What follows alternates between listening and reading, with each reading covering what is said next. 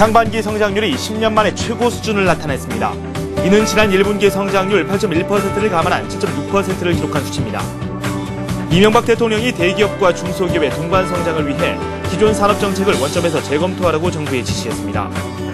이달 들어 수도권 아파트의 경매 낙찰가율이 지난해 최고점보다 14%포인트가량 떨어졌습니다. 내달부터 증권사별 애널리스트 현황과 개별 인적정보 애널리스트별 보고서를 금융투자협회 홈페이지에서 한눈에 찾아볼 수 있게 됐습니다. 네, 라셀 성공 전략 2부 시작하도록 하겠습니다. 우리 증시가 오늘 좀 힘을 냈습니다. 장중에 1770선까지 올라가는 모습을 보여주기도 했었는데 아슬아슬하게 1770선 아래로 내려왔습니다. 1769포인트를 기록했고요. 코스닥 역시 상승했는데요. 거의 1% 가까이 올랐습니다. 하지만 여전히 488선에 머무르고 있습니다. 코스피와 코스닥 아직까지는 좀 엇갈린 흐름을 보여주고 있는데요. 그래도 상승폭은 계속해서 유지하고 있는 모습을 보여주고 있습니다. IT 업종 쪽으로 외국인들의 매기가 꾸준히 쏠렸습니다. 자동차 업종도 상당히 좋은 흐름을 보여줬고요. 지난주에 상승세를 이어나갔던 2차전지 관련 업종도 좋은 흐름을 보여줬습니다. 오늘 어떤 흐름들이 이어졌는지 자세한 소식을 시황센터에서 전해듣도록 하겠습니다. 김보람 아나운서와 함께합니다. 네, 시황센터입니다. 7월 26일 월요일장 마감했는데요. 국내 증시, 양증시 모두 장중 내내 강한 모습을 보여줬습니다. 오늘 코스피 마감 지수부터 확인해 봅니다. 오늘 코스피는 11포인트 오르면서 1769포인트에 마감했습니다. 오늘 출발은 1760포인트에 출발했는데요. 장 초반에 벌써부터 1766포인트까지 오르면서 연고점을 경신했습니다. 횡보 움직임 나타나다가 장 마감 들어서 상승폭을 조금 더 키워서 1770선 위로 올라가기도 했는데요. 상승폭 조금 줄여서 1769포인트에 마감하는 모습이었습니다. 오늘 수급이 괜찮았는데요. 수급 확인해 봅니다.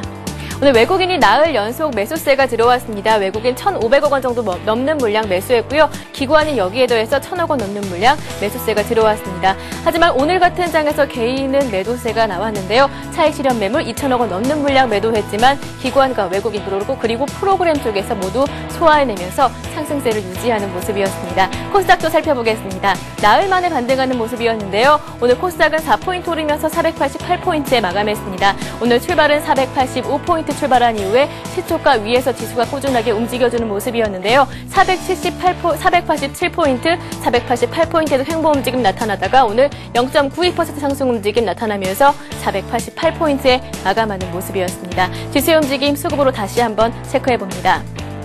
개인이 2억 원 정도 소폭 매수하는 움직임 나타났고요. 외국인이 73억 원 정도 매수했습니다. 반면에 기관 쪽에서 100억 원 넘는 물량 매도세가 나왔지만 프로그램도 매수를 도와주면서 모든 물량을 소화해내는 모습이었습니다. 이어서 외환시장 살펴보겠습니다. 오늘 원달러 환율은 7원 80전 내리면서 1191원에 마감을 했는데요. 앞서 유럽의 스트레스 테스트, 유럽 은행들의 스트레스 테스트 결과가 시장 기대치를 만족시키면서 재정위기가 소강 국면을 보였고요. 그리고 미국 경제 둔화 우려감에 달러가 약세를 보이면서 오늘 1197원 하락으로 출발했습니다. 장중에 그러나 수출업체들의 내고 물량이 꾸준하게 나오면서 1190원대 초반으로 내려왔는데요. 그렇지만 당국 개입 경계감에 1190원대 아래로 밀리지는 않는 모습이었습니다. 이어서 유가증권 시장 시총 상위 종목들의 움직임도 한번 살펴보겠습니다. IT주들과 자동차주들의 움직임이 뚜렷하게 드러났는데요. 삼성전자가 0.8% 오르면서 81만 8천 원 기록했습니다. 반면에 포스코는 오늘 조정받으면서 0.19% 내렸는데요. 하지만 아직까지 51만 7천 원, 51만 원대 유지하고 있습니다. 자동차주 강세 현대차가 2% 올랐고요. 유럽의 스트레스 테스트 결과에 힘입어서 은행주 강세 보이면서 신한지주 0.8% 올랐습니다. LG화학은 반면에 0.4% 내리는 모습이었습니다.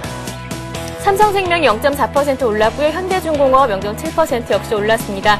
앞서 현대차 강세 현대모비스 역시 3.5% 올랐고요. LG전자, 하이닉스 4%, 3% 올랐습니다. 이어서 코스닥 살펴보겠습니다. 서울반도체가 1.7% 올랐고요. 셀트리온과 SK브로드밴드 역시 3%대 상승 움직임 나타났습니다. CJ오쇼핑도 올랐고요. OCI 머티리얼즈가 3.8% 급등했는데요. 2분기 실적 호조에 오늘 주당 4,100원씩 오르면서 3.8% 큰 폭으로 올랐습니다.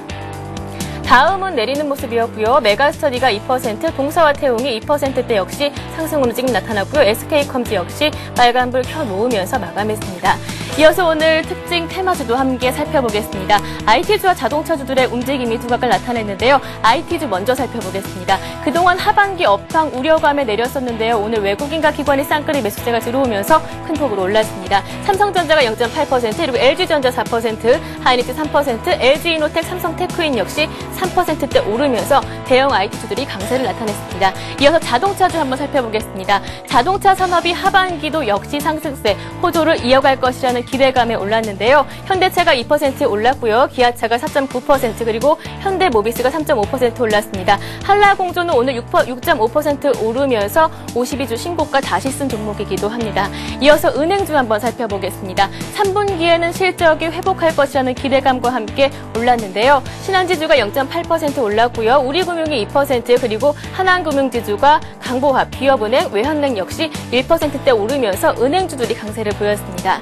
네, 이어서 오늘 여행주와 항공주 한번 살펴보겠습니다. 이번 성수기 때 3년 만에 최고의 실적을 나타낼 것이라는 증권사의 호평이 쏟아지는 상황이었는데요. 종목들 살펴봅니다. 대한항공이 2.6% 올랐고요. 아시아나항공은 국제선 요금이 인상될 것이라는 기대감과 함께 8% 급등하는 모습이었습니다. 나머지 여행주들도 강보합에서 3% 오르면서 여행항공주들이 빨간불을 켜놓으면서 마감한 상황이었습니다. 네, 오늘 국내 증시 강한 모습을 보여줬는데요. 하지만 이제 더블립이냐 연착륙이라는 가늠할 수 있는 경제 지표들이 남아있는 상황이죠. 그렇다면 이 발표에 따라서 국내 증시도 민감하게 반응할 텐데요. 어떻게 대응을 해봐야 할지 라트성공 전략과 함께 고민해 보시기 바랍니다. 지금까지 마감 시황이었습니다. 내일장 투자 전략까지도 한번 세워보도록 하겠습니다. 동양종금증권 원상필연구원 연결되어 있습니다. 안녕하십니까? 네, 안녕하십니까? 네, 증시 흐름이 좋았습니다. 외국인들의 수급도 양호하게 들어왔고요. 오늘장 특징부터 한번 점검해보죠. 네, 코스피 일단 종가 기준으로 연중 최고치를 넘어서면서 마감됐습니다. 상당히 강한 흐름이 계속되고 있는 모습인데요. 무엇보다 이제 유럽의 스트레스 테스트가 대부분의 은행들이 별 이상 없이 통과했다는 이제 그런 소식이 전해지며 일정한 안도 랠리가 진행되고 있는 그런 형국입니다. 특히 이번 주 같은 경우에는 국내 주요 기업들의 실적 발표가 집중되어 있는 그런 구간인데요. 삼성전자를 비롯한 주요 IT 기업들의 실적에 대한 기대감도 오늘 증시 반등에 큰 힘을 보태주고 있습니다. 미국 같은 경우에도 이제 실적 시즌의 가장 중심에 서 있는 그런 흐름인데요. 이번 주 미국은 약 160개 기업의 실적이 일제히 발표될 것으로 예상됩니다. 대부분의 기업들이 어닝 서프라이즈를 예고하고 있다는 점에서 미국과 글로벌 증시 쪽에서도 훈풍과 그리고 실적에 기반한 저가 매수가 계속될 것으로 보고 있습니다.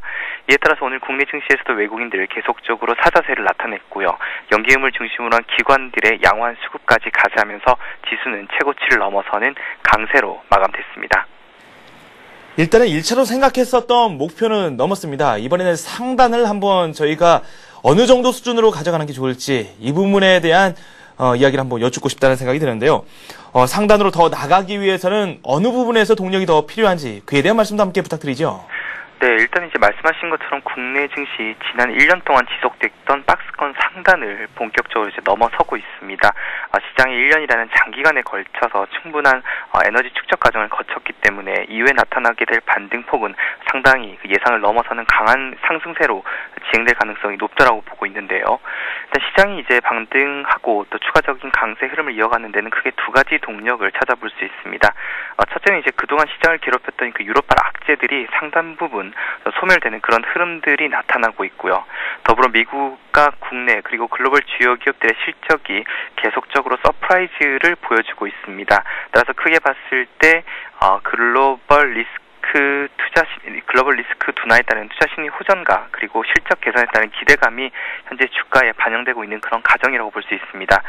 더불어 최근 금리 인상에도 불구하고 전체적으로 시장의 유동성은 여전히 풍부한 상황인데요. 이러한 부분은 국내나 국외나 현재 동반되고 있는 그런 상황입니다. 따라서 하반기에는 오히려 실질적인 이제 유동성 장세를 기대해 볼 수도 있는 그런 상황이기 때문에 유동성과 실적이 기반되면서 시장은 한 단계 레벨업할 가능성이 매우 높다라고 보고 있습니다. 상당히 긍정적인 말씀을 해주셨는데 저희가 잠시 후에 투자 전략을 짜면서 다시 한번 더 말씀을 드리도록 하고요.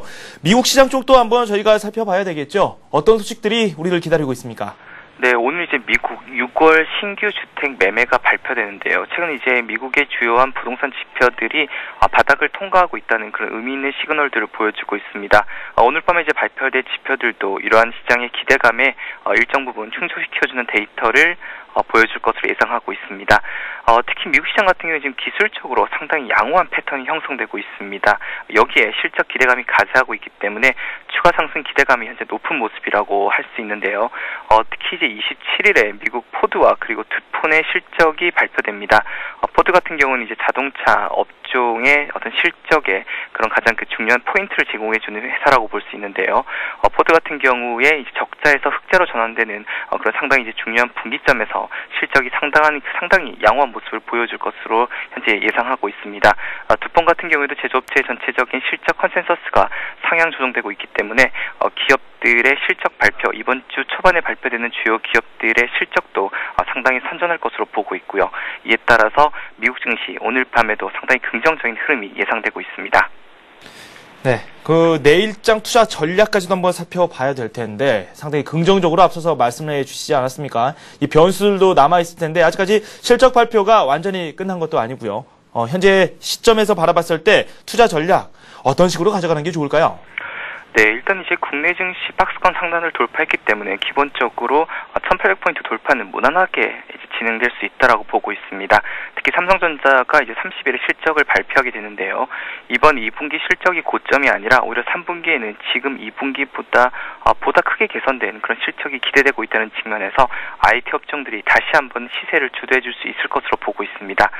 특히 그동안 이제 상당히 좀 어려움을 나타냈던 하이닉스 같은 경우에도 오늘 이제 3% 이상 급등하는 등 일단 기술적으로 이제 저점을 찾고 다시 강한 반등세를 보여주고 있는데요. 하이닉스 같은 경우에는 3분기에도 최근 주요 반도체 가격의 수요가 꺾이지 않는 그런 모습을 보여주고 있고 반도체 자체적인 가격도 현재 성수기에 들어가면서 안정을 찾고 있기 때문에 실적 모멘텀이 다시 한번 부각될 수 있는 그런 구간이라고 보고 있습니다. 따라서 삼성전자는 그리고 삼성전자를 중심으로 한 반도체 그리고 IT 업종들의 순항이 예상되고요. 금융주들 같은 경우에도 이번 2분기 실적이 사실상 그 주가와 실적의 바닥으로 이어질 가능성이 높다는 측면에서 IT와 금융이 주도하는 그런 상승 랠리가 지속될 가능성이 높다고 보고 있습니다.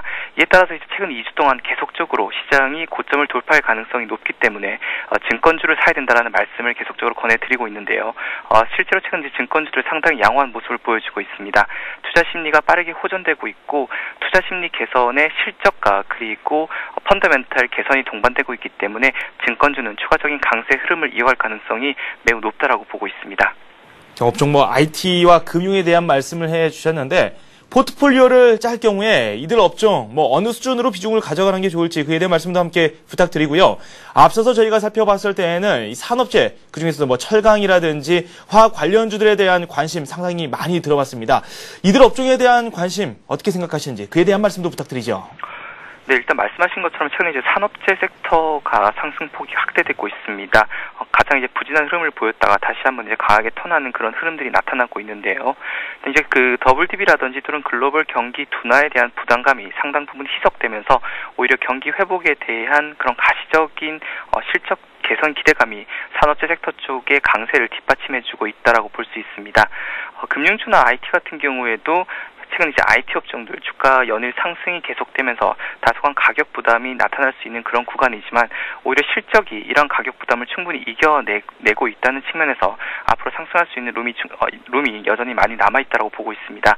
특히 금융주들 같은 경우에는 밸류에이션과 그리고 주가의 절대적인 수준 자체가 현재 절대적으로 그리고 매우 안정된 수준에 위치해 있기 때문에 IT와 자동차들 같은 경우에는 비중을 계속적으로 확대하는 전략이 바람직하고요. 특히 금융주들 같은 경우에는 단기적으로 뚜렷한 모멘텀이 부각되고 있는 증권주들이 상승폭이 앞으로도 계속적으로 이어질 것으로 전망하고 있습니다. 네, 이렇게 해서 동양종금증권 원상필 연구관과 함께 내일장 투자 전략까지 자세히 살펴봤습니다. 감사합니다. 네, 고맙습니다. 네, 잠시 후 뉴스가 이어집니다.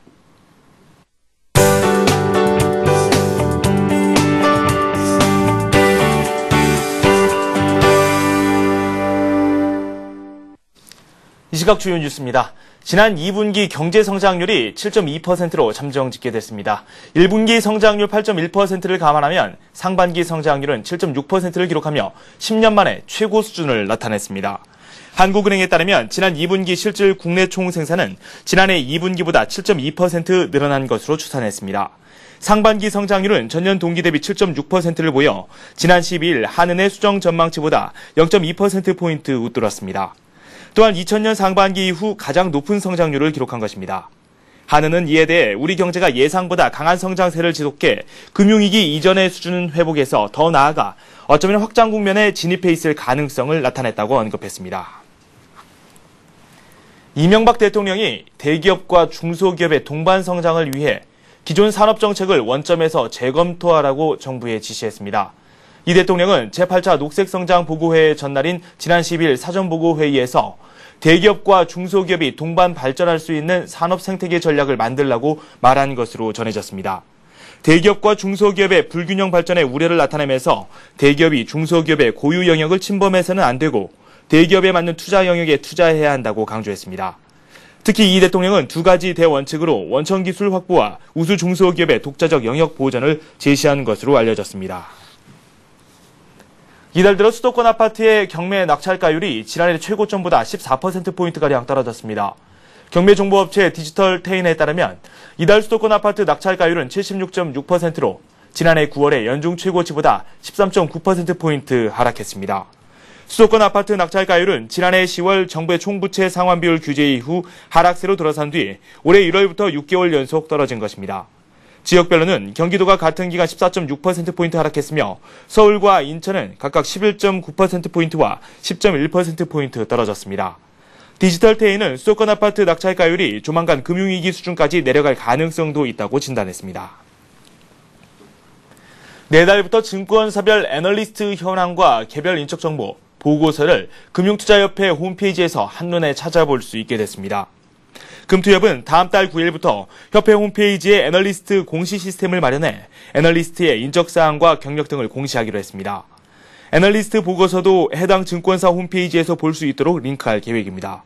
협회는 또 공시가 제대로 이루어지고 있는지 점검하기 위해 1년에 한두 번씩 외부 전문기관에 의뢰해 애널리스트와 보고서 공시 내용을 분석해 발표하기로 했습니다. 증권금융 뉴스입니다. KB금융지주가 오늘 차기 국민은행장으로 민병덕 개인영업그룹 부행장을 KB금융 사장으로 임영록 전 기획지정부 차관을 각각 내정했습니다. 민 행장 내정자는 경서지역본부장과 남부영업지원본부장 등을 거쳐 2008년부터 영업그룹 부행장을 맡았습니다. 임 사장 내정자는 행정고시 20회로 재정부 금융정책국장과 제2차관 등을 지냈습니다. 삼성증권이 오는 30일까지 삼성그룹이 제시한 5대 신수종 산업 및 설비 투자 업종에 집중적으로 투자하는 삼성 신수종 산업 목표 전환형 펀드를 판매합니다. 이 상품은 삼성자산운용이 운용을 맡으며 목표 수익률 12%에 도달하면 국내 우량채권 투자로 전환됩니다. 하나대투증권이 상장지수 펀드를 활용한 자산 관련 랩 상품인 서프라이즈 ETF 랩을 출시합니다. 이 상품은 ETF 주식 랩과 적립식 랩 두 종으로 구성됐으며 주식 랩은 삼성 코덱스 섹터 ETF를 통해 운용됩니다. 적립식 랩은 지수와 섹터, 원자재, 테마 등 삼성 자산운용의 코덱스 모델 포트폴리오를 바탕으로 운용됩니다. 동양종합금융증권이 다음 달 6일까지 대학교 증권동아리 종합지원제도인 BUS의 제7기 증권동아리를 모집합니다. BUS는 대학교 증권동아리에 연간 200만 원의 운영비와 컴퓨터, 연구자료 및 교육 프로그램 등을 지원하는 제도로 전국 4년제 이상 대학교에서 현재 활동 중인 증권동아리를 대상으로 합니다. 증시가 좀 아깝게 1770선에서 좀 아래로 쳐져 있는 상황입니다. 1769포인트. 하지만 전문가들의 전망은 밝습니다.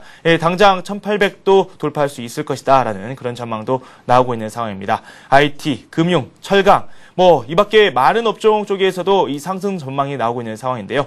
이런 때일수록 한 번쯤 자신의 포트폴리오를 한번 점검해보고 상승 동력으로 한번 가져가보는 기회 가져봤으면 하는 바람 가져봅니다. 아시아 지역 증시 어떻게 마감됐는지도 한번 살펴보도록 하겠습니다. 우리 증시가 이렇게 좋은 흐름을 보인 데에도 아시아 지역 증시의 동반 상승이 큰 힘이 됐습니다. 일본으로 먼저 가보겠습니다. 일본 증시가 0.7% 오르면서 9,503선에 마무리가 됐습니다. 중국 증시 역시 상승하면서 장 진행 중에 있는데요. 0.4% 오르면서 2,582선을 현재 걷고 있습니다. 오늘 준비한 소식은 여기까지입니다. 저는 내일 이 시간에 다시 찾아뵙겠습니다. 시청해주신 여러분 고맙습니다.